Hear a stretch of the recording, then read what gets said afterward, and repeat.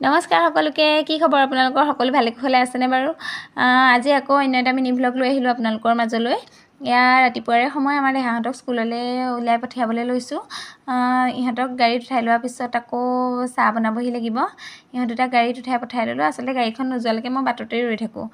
আহিলৈ এয়া চাহ বনাবলৈ লাগিলোঁ আৰু আইমানো লগতে থকা দেখি তাইক ওপৰত উঠাই লৈছোঁ তাৰপিছতে ৰুটি বনালোঁ আৰু চাহ বনালোঁ চাহ ৰুটি বনাই লৈ সকলোৱে খাই বৈ ল'লোঁ খাই বৈ লৈ আকৌ আইমানকো এয়া স্কুল যাবৰ কাৰণে উলিয়াই দিলোঁ তাইক মূৰটো বান্ধি দিছোঁ আৰু তাই মাকৰ লগতে যায় বাৰু যিহেতু এবাৰ তাই 3 বছৰ হৈছেহে অংগনবাড়ীলৈ গৈ আছে তাৰপৰা এয়া দেখিছেনে মাকৰ লগত একদম ধুনীয়াকৈ ওলাই মেলি গৈছে আৰু আমাৰ চিকুটোকো চুম দি গৈছে তাই একেবাৰে তাৰপিছত তাহাঁতক সকলোকে পঠিয়াই মেলি লৈ মই এবাৰ কামত ধৰিছোঁ কাপোৰ কানিকেইটা ধুই লৈছোঁ